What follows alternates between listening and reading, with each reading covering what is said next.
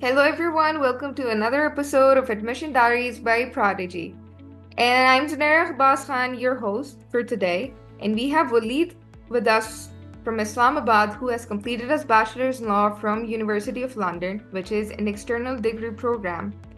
And now he just recently finished his master's in law and technology. Now, how interesting is that? Law and technology hand in hand at the Utrecht University of Netherlands. Now we're gonna give him a chance to explain and introduce himself and tell us how actually he did it. Welcome to our podcast, Waleed. Thank you for having me.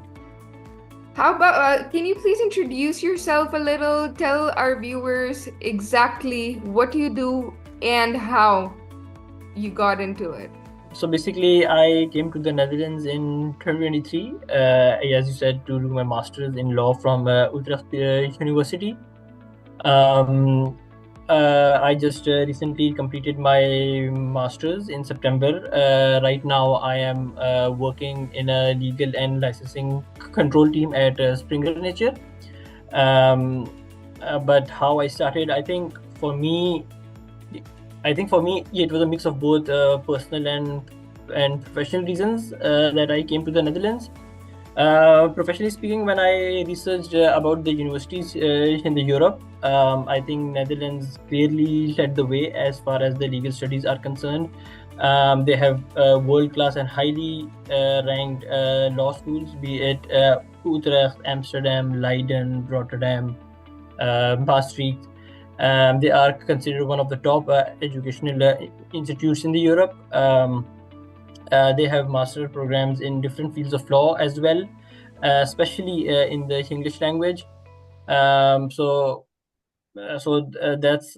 one of the main reason also that I came here. And secondly, I got connected to some lawyers from Pakistan who were studying in the Netherlands, and now they are working here as well. So I got to know that there's a decent job market for the young lawyers as well. So that's were my main reasons to come to the Netherlands. Correct. Now, I understand, right? I understand technology and I understand law. But them together, now I understand the factor as well that we have legal teams for like tech companies and everything. But I always thought that it was just a corporate thing that you have to have a lawyer, right? But what is law and technology like together? What does that mean? Can you Um, tell us a little about that? yeah, of course, of course. To be honest, initially I was also not sure about it when I was looking for my masters. I had my inclinations more towards maybe international or something, or civil law, which is also a very good field to do your masters here in. But I was told about one of my friends here. She works here and she also studied, as I said before. And when I researched about law and tech, I got to know that it's basically it's one of the it's a very emerging field here. Of course, in Pakistan, I had never heard of it.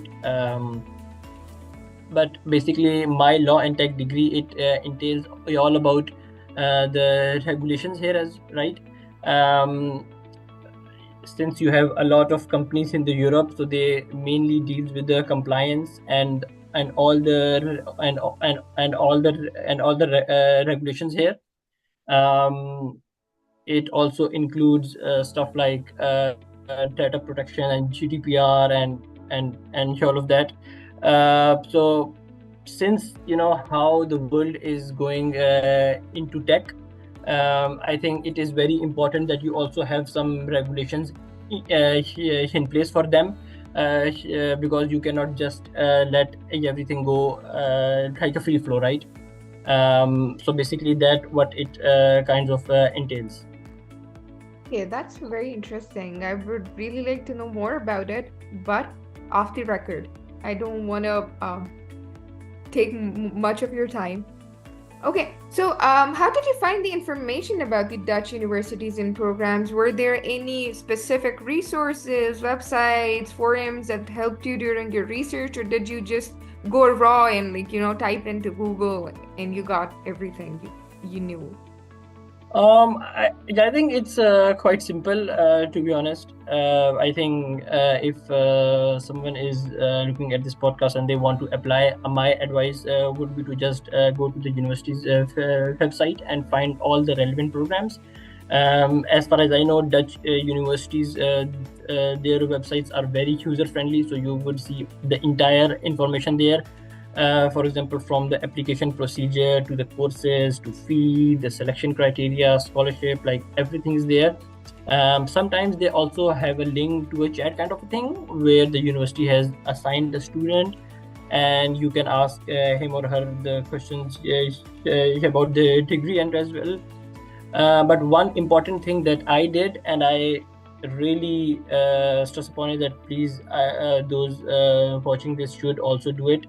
I used to go to LinkedIn and find the students that are currently studying or have studied. So basically, it helps me to get their insights of how that if they take their masters and what are the pros and cons of this masters, and if they have any specific advice for me, especially because many of them also then are in the job market, so it also gives you an insight on the on how the job market is basically doing for international students. Okay, that's interesting. Moving forward, what was the admission process like? Well, what documents did you need? What were the tests? Like, did you give any TOEFL or IELTS or any prerequisites that are typically required? Yeah. Again, it's actually very straightforward. So basically, just go on the website, just apply. Then you will be directed to a study link account. On the study link, you can select 4 universities max, and you can apply to a 4 programs max in each of those universities, right? So when you select your options and your preferences, the universities will then send you a link to their specific portals where you can upload your documents, and that's it. But what I know for Please go ahead. yes, Please go ahead. but what I know in my case, specifically my case from for masters in law from the Utrecht University, that they would require an English language exam, right? And they would also want a small research assignment, and followed by an interview. But again, it depends on the fields. So sometimes they might have one, sometimes they don't.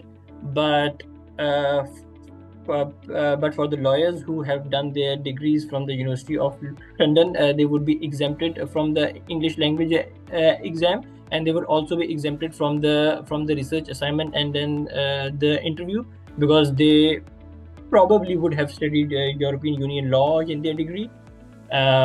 So the students who have a foreign law degree, the procedure for them is quite straightforward. But the students who have studied the Pakistani law, they would have to give a few more steps. But I don't think that it would be really difficult. Okay, fair enough. And I couldn't help but notice, how do you pronounce the name for the university? Because I did say it wrong, I'm sure. I called it Utrecht. It's basically you. I mean, for us, it's kind of Utrecht, right? But people normally they like it to call here Utrecht. So it's basically U for you, and then it's Utrecht. So yeah, so basically, I think I'm not sure if I am 100% on the Dutch pronunciation, but it's close to that, yeah. You're a lot better than me still. You didn't call it Utrecht, but yeah, that's Yeah. pretty interesting. Okay, so did they require any like a personal statement or a motivation letter? If yes, any tips for making it stand out? Yes, I think personal letter or motivation letter, as you call it, I think this is one of the most important step in an application procedure. So I advise students to please take it very seriously. But how I did it, I think I just kept it very simple, nice, and honest. To probably like 1 to 1.5 pages max. And also one more very basic tip is to please make sure there is no grammar mistakes, the sentence formation is fine, and the formatting of the document is perfect. um, for the content, what I did is I started the essay on how I decided to pursue law, and to give it a more personal touch, I mentioned my personal struggles that I went through related to the field. I mentioned my achievements at the law school and some internship experience. So basically, that's how I think you can start your letter.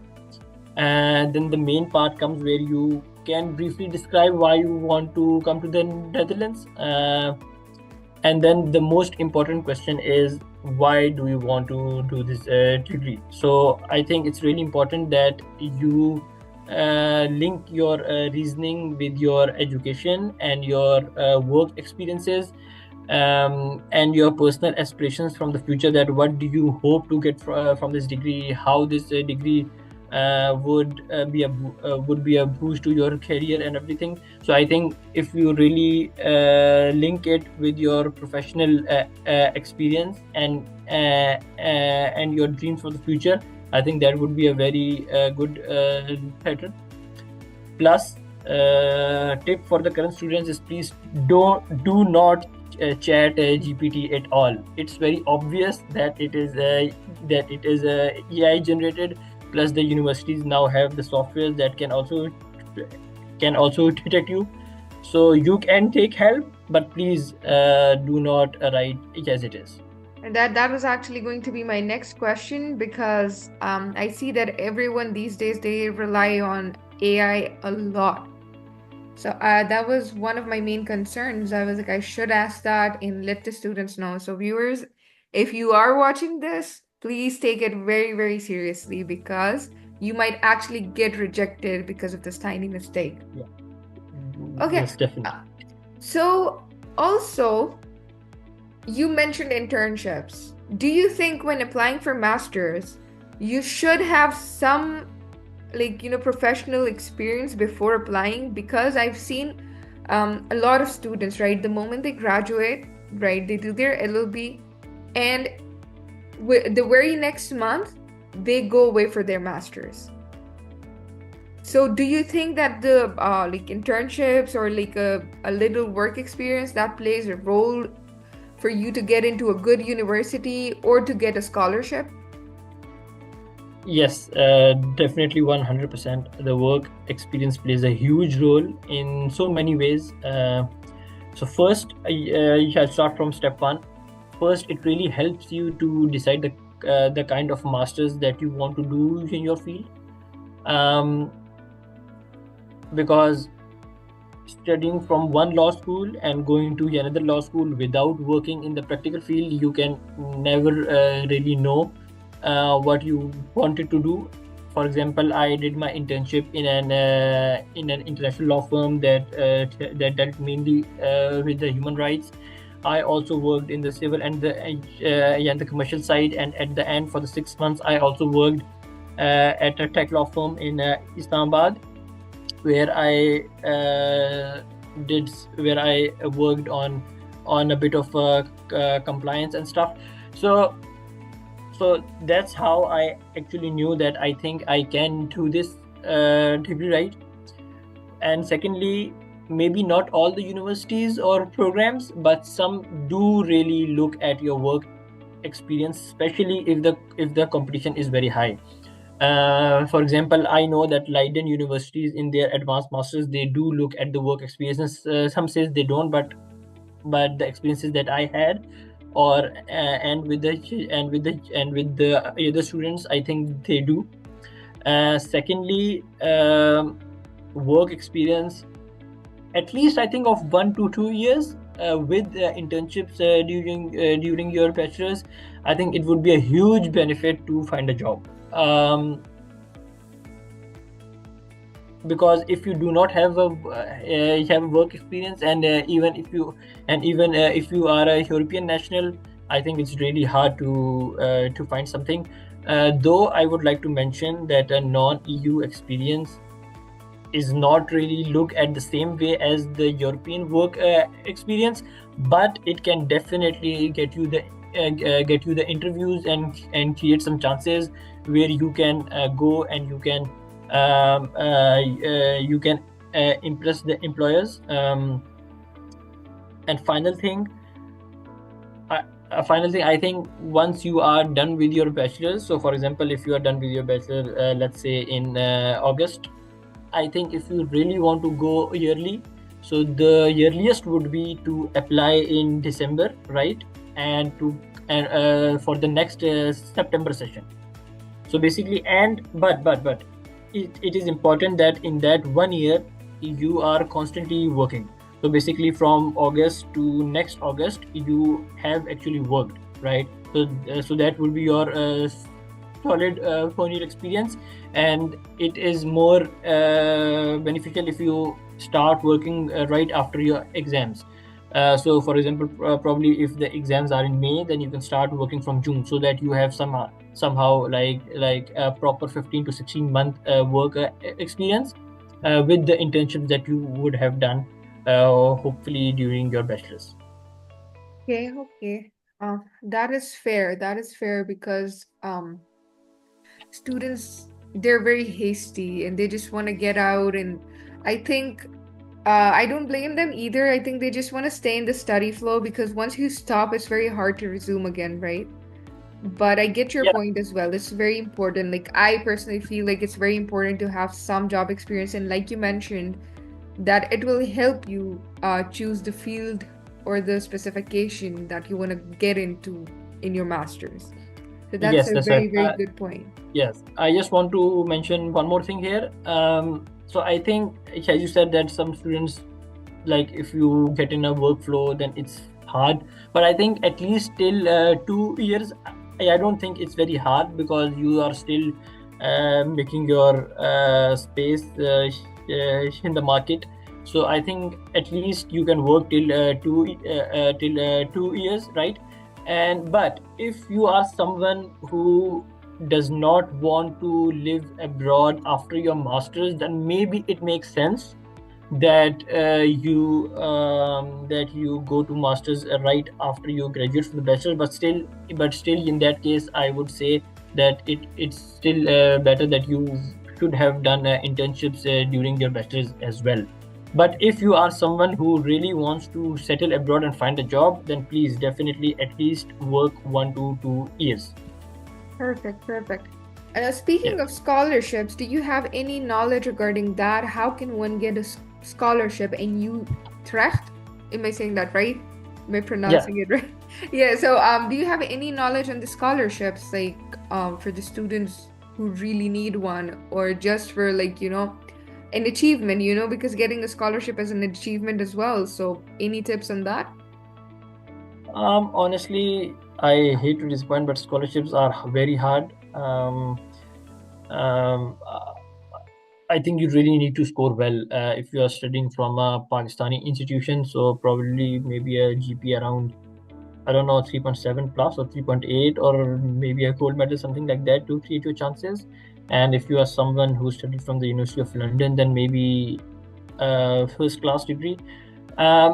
Because there are scholarships available, definitely. So I think there are 2 to 3. I am sorry, I do not remember the names, but if you go to the website, the page, you will see the scholarship section, and you will see everything. There are a few scholarships available, but the ones that apply to Pakistani students, I think there are like 2 or 3. Some are partial and some are full. But it's hard because the competition at Dutch universities is really, really high. Um, Last year, at least for like last 2 years, I think they were more focused on giving the scholarships to Ukrainian students. I had a friend from Turkey, and she was a gold medalist, but she could not get a scholarship. But this year, I know a Pakistani guy. He studied the Pakistani law the normal 5 years. He got the scholarship. I know someone else too that got the scholarship like 3 years ago from Utrecht University. So there are scholarships available, but it's like, I think, I don't know, from 500 students there will be like 3 to 4. Okay, so it's like Yeah, so very, that's very something. competitive. Yes, Okay, that's it. okay. So like American universities, they're very different from like what I've seen so far. They're very lenient with it, and they don't care if you score well or not. As long as you're an interesting person and you have a good like essay, and if you have a good experience, they will definitely consider you like for a scholarship or like an admission. But Yes, that's but very yeah, interesting to know. Okay, so they're very like yes. choosy on who they give Um, the scholarship yes, to. but I would say, I think it totally depends on your luck. Like, Okay. I know people who had better grades, way better grades. For example, one of my friends, she had two gold medals from Turkey. She did not. She did not get it. So some people with a bit of with not some medals kind of stuff, they got it. So I think it totally depends on your luck. But obviously, a very high grade would help. I think because the requirement is like you must be in the top 10, in the top 10% of your class. But I think again, it totally depends on your luck. And I think for the American university, I'm not really sure about that, but I think they also give more because I think their fee structure is also really, really high. The European fee structure is not that high. Dutch universities are expensive as compared to the other European universities, right? But still not as expensive as, for example, like an American university. Okay. Would you like to tell us how much it costs per annum, like just the fee? Yeah. Obviously, they changed it. I think this year for Utrecht University Law Masters, I think it's I think 20,000 per year, Okay. and it's a 1 year master. And we are talking And like 20,000 euros, right? yes. Okay. Sorry, I should have made it clear. Yeah, Yeah, no, 20,000 no, I euros. just wanted students to be sure, like whoever's viewing this, that it's not dollars because usually people just give a reference in like dollars. So I just wanted True, them to know that it's euros and not dollars. true. And for the living, it's 12,000 euros, but you do not have to submit the living expenses. You just have to show a bank statement. That's it. And maybe then you can earn while you are studying here or something like that. But you do have to pay the tuition fee before the visa requirement. Yes. Okay, so could you tell us a little about the experience letters and recommendation letters? How important are these references when applying to universities for your master's, and what advice would you give to students who are looking for strong letters of recommendations? And also, what consists of a strong recommendation letter? Yeah, references are of course very important. So normally the Dutch universities would want two reference letters, with one of them being a mandatory academic reference, right? So I suggest the students that they get their letter from a thesis supervisor or a senior professor who have actually taught them. And I think it would be a bit nice if one of them can also have a foreign law degree, because obviously if your referee has strong credentials, then his or her reference letter can also make a difference. So basically, I think your academic reference, which is the mandatory one, I think it can consist of your academic achievements and personally your growth as a student. So please make sure that you are aligned with your professor to tell them that the letter must be as personal as it gets, because the generic letters would not be, I think, very useful, right? Secondly, I think the second letter you can obviously also get it from a professor or you're an academic reference, but I strongly suggest that please do get it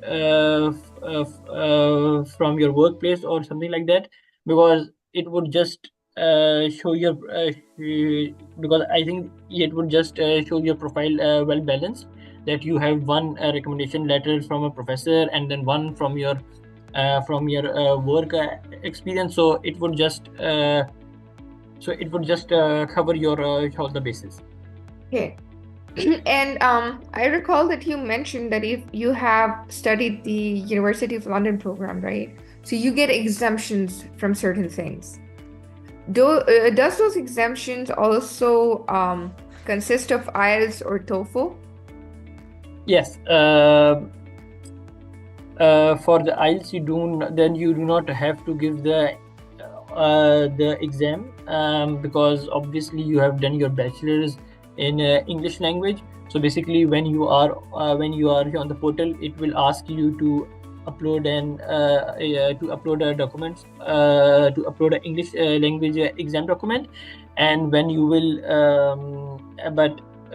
below that you will see an exception where you can select that I have studied from, I think it's like one of the countries from America, New Zealand, Australia, Europe, and the UK, right?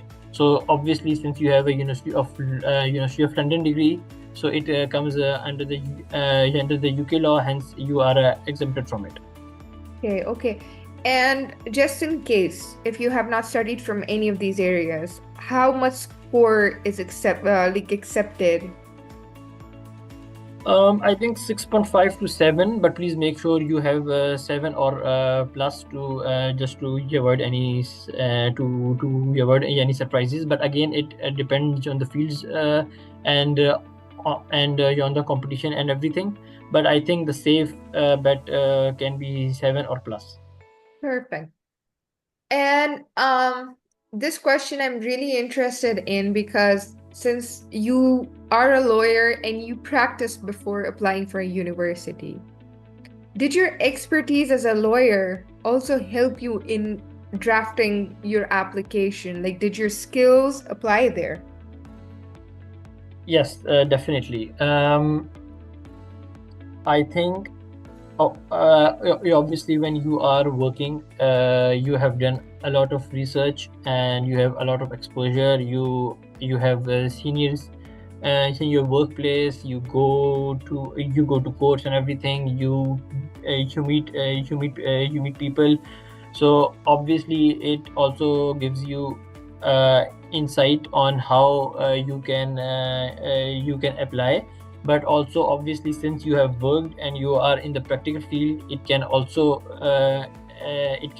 help you to draft your motivation letter, for example, because of course while you are working in the law firm, you have improved your drafting skills and your um, uh, and the other research skills.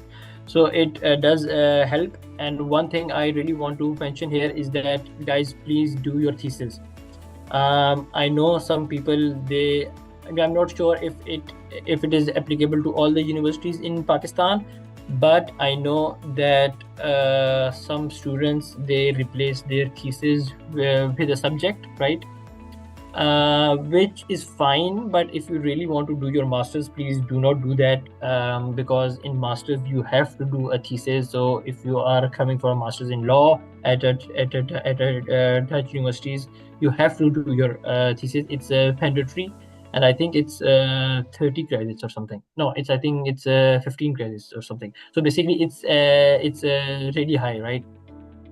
um because the thesis will not only help you to do your thesis in the masters, but that thesis would also help you to thesis would also help you to apply to improve your research skills. Okay, fair enough, fair enough. So just to be clear, like thesis, you mean by thesis in law, you mean the dissertation option that we are given, right? Yes, Okay. definitely. And just to be clear, so it does not help you with the credits, but it just helps you with doing your thesis in masters.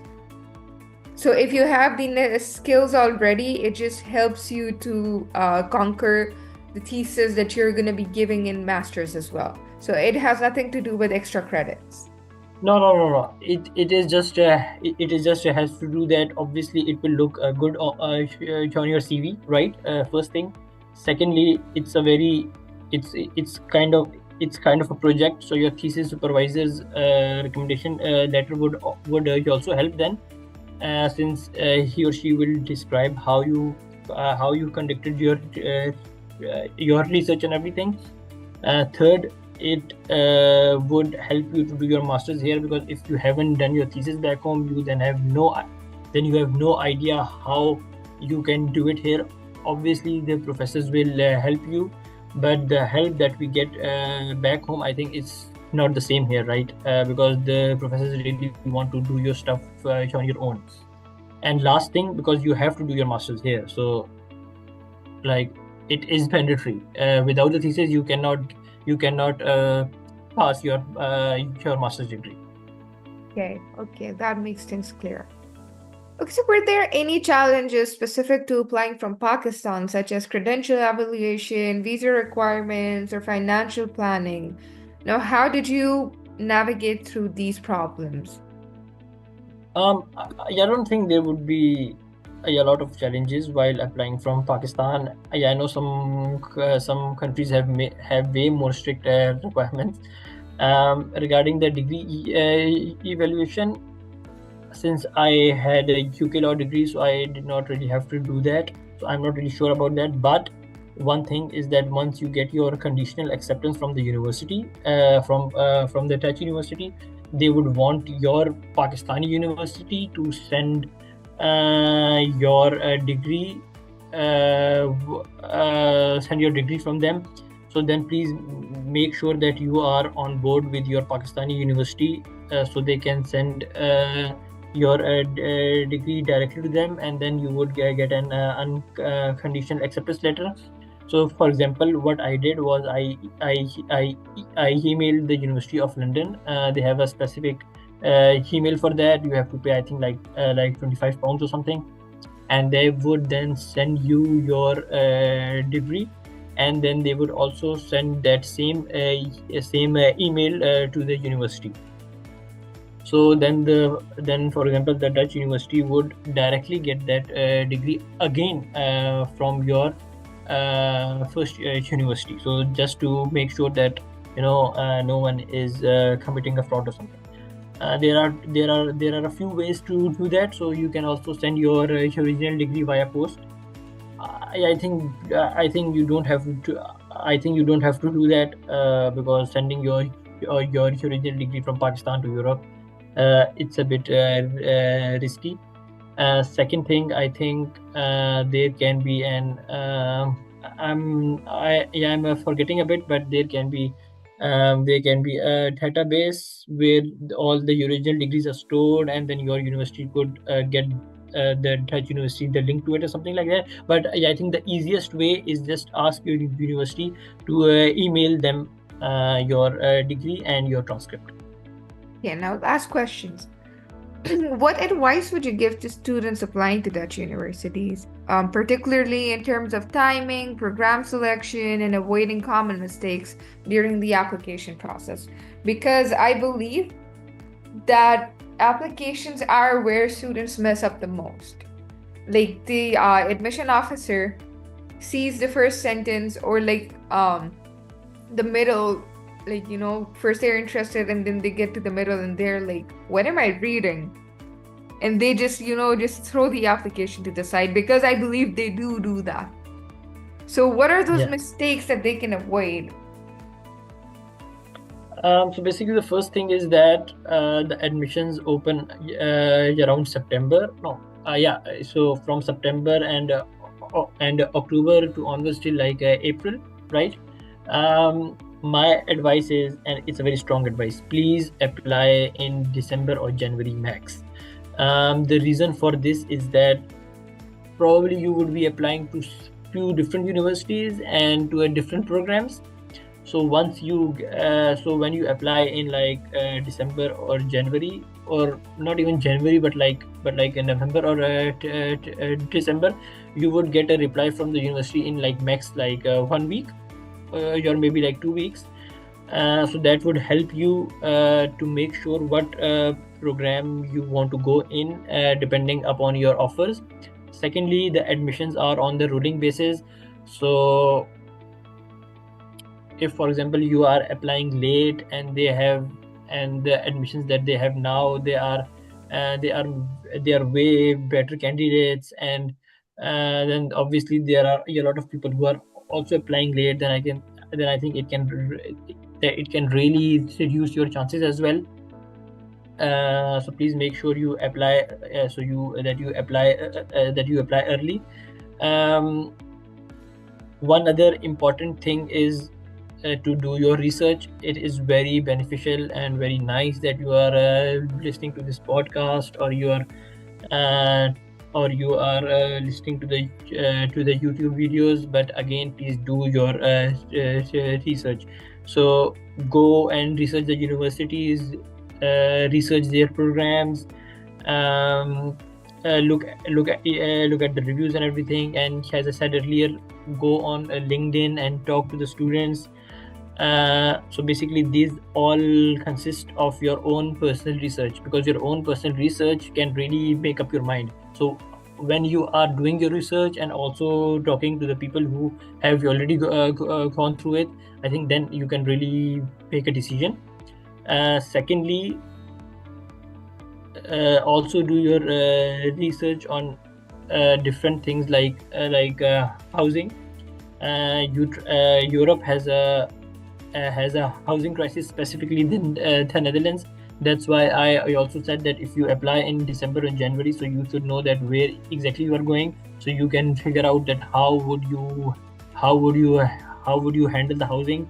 Many, like thousands of students every year, they defers their degree in the Netherlands because they could not find a simple room to live in, right? um, and then you should also the research about the documents, about, for example, the city, the transportation and everything. So that's why it is really important to apply earlier. And for the last thing, I think you mentioned about the mistakes not to do. I think, yeah, as I said, please keep it simple, nice, and honest. Do not do it AI generated. Your formatting should be good, because I know, for example, when employers, they look at your CV, like now I have some work experience, and now uh, look at the CV, and I know if I really want to interview this person. So please make sure your CV is good. I think you should try the Europass template for your CV. That's what they do here. And just make sure formatting and everything in your CV and your cover letter is good. Thank you so much, Waleed. That brings us to the end of our podcast. And it was lovely hosting you. You had so much to share with us, and I am 100% sure that it would really, really help our viewers. So thank you once No again. issues. No issues, no issues. And yeah, I just want to mention, if anybody wants to contact me, they can feel free and just contact me on LinkedIn, and I would be happy to help them. Thank you so much. And guys, if you have any questions for Waleed, and if you cannot find him on LinkedIn, Just comment below and we will provide you with his contact and we'll make sure that you get connected with him. Thank you so much for being so No kind, issues. Waleed. No Thank you. issues. Thank